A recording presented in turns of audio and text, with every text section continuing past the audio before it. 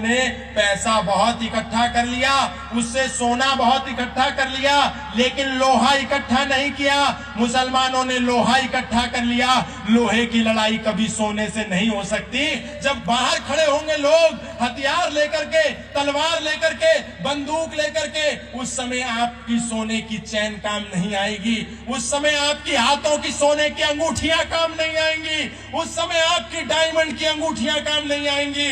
उस समय यदि काम आएगा तो केवल और केवल हथियार काम आएगा, क्योंकि हथियार की लड़ाई हथियार से होती है, सोने के जेवरों से हथियार की लड़ाई नहीं होती। और बहुत से लोगों को लगता है अरे ऐसा कुछ भी नहीं होगा, ये कैसे हो सकता है। जिस समय भारत का हिस्सा था पंजाब, जिस समय भारत का हिस्सा था बांग्लादेश, उस समय बांग्लादेश और बंगाल के राजा शशांक थे।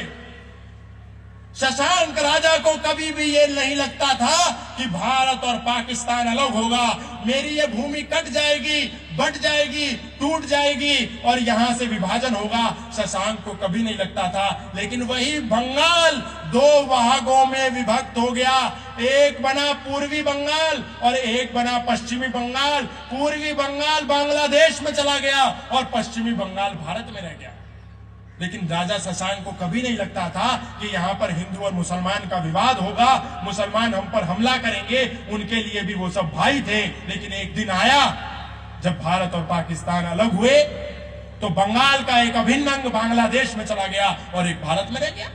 पंजाब के राजा महाराजा रणजीत सिंह को कभी नहीं लगता था कि भारत और पाकिस्तान अलग होगा, हिंदू और मुसलमान अलग होंगे। मुसलमान तो हमारे भाई हैं, वो तो ऐसा ही सोचते थे, ये तो हमारे अपने हैं, ये कहां हमसे भूमि अलग करने वाले हैं। लेकिन राजा रणजीत सिंह ने देखा, हम सब ने देखा, उनके वंशजों ने देखा कि एक अभिन्न अंग पंजाब जो भारत का था, गुरुओं की धरती जो पंजाब थी, जिस पंजाब के गुरु तेग बहादुर बलिदान हुए हिंदुओं के लिए, जिस पंजाब के अर्जुन देव बलिदान हुए, जिस पंजाब के वीर बंदा बैरागी बलिदान हुए हिंदुओं के लिए, जिस पंजाब के अजीत सिंह, जुझार सिंह, जोरावर सिंह, फतेह सिंह, माता गुजरी बलिदान हुई हिंदुओं के लिए, जिस पंजाब के भाई सतीदास, भाई मतीदास, भाई दयालदास बलिदान हुए हिंदुओं के लिए, उसी पंजाब को दो भागों में विभक्त कर दिया।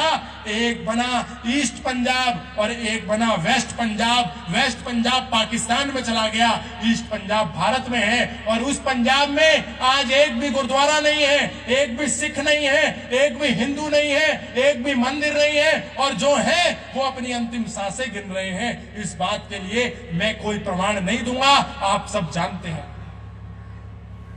उसी तरह भारत का एक अभिन्न अंग था कश्मीर।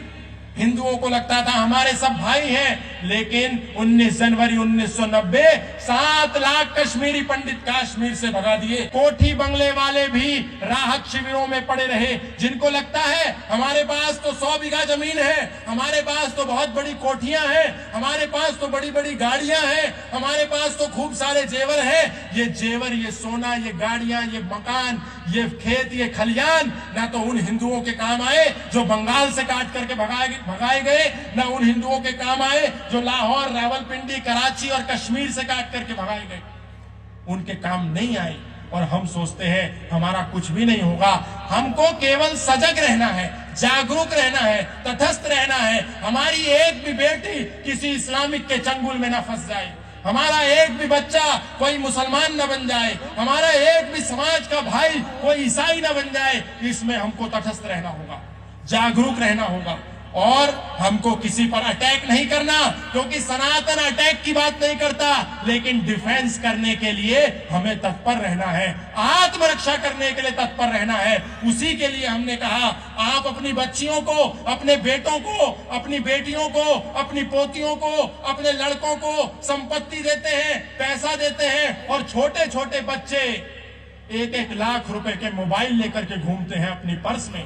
आपकी बच्चियां 1-1 लाख का आईफोन लेकर के घूमती हैं, लेकिन उस 1 लाख के आईफोन के साथ उसके पर्स में एक रिवॉल्वर भी रखें, उसके पर्स में एक पिस्टल भी रखें, उसके पर्स में एक चाकू भी रखें। किसी को मारने के लिए नहीं, खुद को बचाने के लिए रखें। क्योंकि हम बचेंगे तो भारत बचेगा, हम बचेंगे तो भारतीयता बचेगी, हम बचेंगे तो भारतीय संस्कृति बचेगी। हमारा बचना बहुत अनिवार्य है। गांधार जहां की गांधारी थी, दुर्योधन का ननिहाल था गांधार, आज दुर्योधन के ननिहाल गांधार में एक भी हिंदू नहीं है। वो दुर्योधन का ननिहाल गांधार अफगानिस्तान बन गया हमारी आंखों के सामने।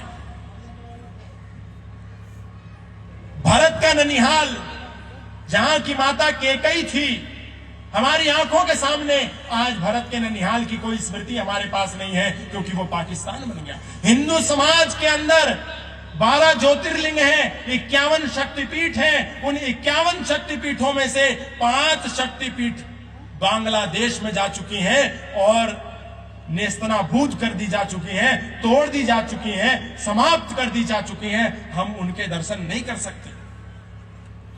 तो इस बात का क्या भरोसा है कि सिद्ध बलि जो हमारा पवित्र मंदिर है ये हमारे लिए सुरक्षित रहेगा?